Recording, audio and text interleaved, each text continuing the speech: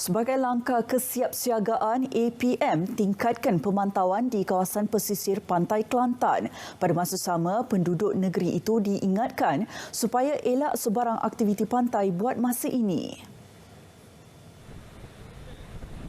Ada juga yang masih lagi nak bermain di gigi-gigi air lah.